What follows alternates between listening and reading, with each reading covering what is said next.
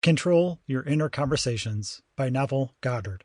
Narrated by Anderson Lincoln.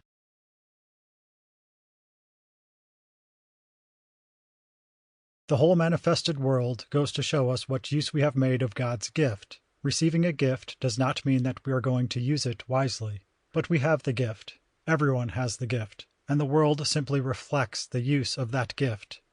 In The Merchant of Venice, Shakespeare puts these words into the mouth of Portia. If to do were as easy as to know what were good to do, chapels had been churches, and poor men's cottages princes' palaces. It is a good divine who follows his own instructions. I can easier teach 20 what were good to be done than to be the one of the 20 to follow my own teaching. So you and I have been given a gift. To what use we have put it? In a book written in the 1st century, written at the time of our Gospel, it's called the Hermetica, and this is a translation by Walter Scott. It is a wonderful series of 4 volumes, and in this he says, "There are 2 gifts that God has given to man alone, and to no other mortal creature. And these 2 gifts are mind and speech, and the gifts of mind and speech are essential and identical with immortality. If they are used rightly, man will not differ in any respect from the immortals, and when he quits the body, these 2 will be his guides, and they will lead him into the troop of the gods, and to the souls that have attained to bliss." Now he is not speaking of any outer speech, for you and I have had this experience. I know I have many times. You have gone to a party, and many people you do not know. You meet them, and the usual greetings. "Nice to know you. What a joy to know you. Pleased to meet you," and the usual cliches. And then you have drinks and your little hors d'oeuvres, and then the party breaks up and they all separate, and you hear someone say, "What a creep, what a bore." Yet they were so pleased to meet them. What a joy to know you. The outer words did not conform whatsoever with what they were really thinking on the inside.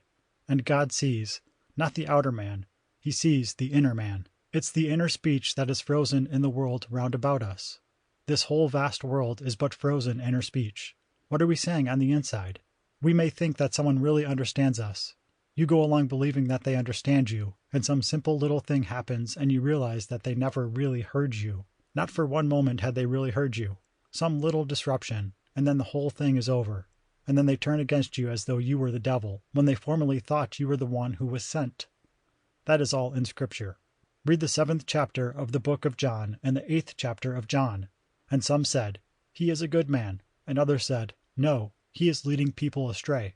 And others said, "Why, he is mad, and he has a devil." When he fed them with the loaves and fish, oh, they loved it, getting things in the world. As long as they could have things and things and things, it was marvelous. And then he tells them of something entirely different, that they would go through furnaces, but the end would justify all the furnaces through which they would pass. The end would be God. They would awaken in the end, and they would awaken as God the Father. He didn't tell them of the nature of the furnaces. He told them only of the end, and that they would pass through furnaces, and passing through, they faltered. They could tell exactly what they were really doing on the inside.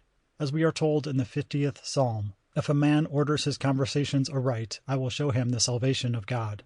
If one could only control these inner conversations, morning, noon, and night, and carry them right into the dream world, he would know what world he is creating.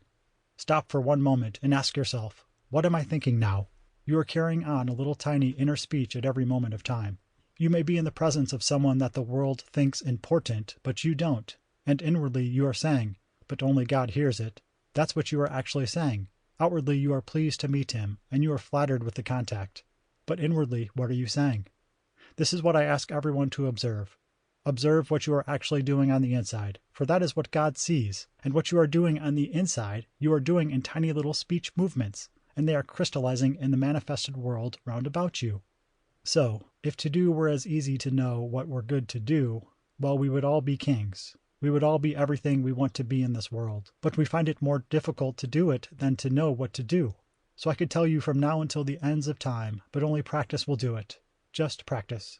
When a man looks and sees a building that seems beyond his wildest dream of ever acquiring it, and he has reasons that he does not share with anyone but his mother, she is the only one he takes into his confidence, and she despairs because she knows that he could never achieve ownership of that building. It's too big, too far beyond her dreams, or even ambition. But he loves her, and he shares only with her what he is doing, and he sees a sign implying that he does own it. Well, as he looks at it, he could not read the sign, and not inwardly repeat it. So inwardly he is saying, "It is my building."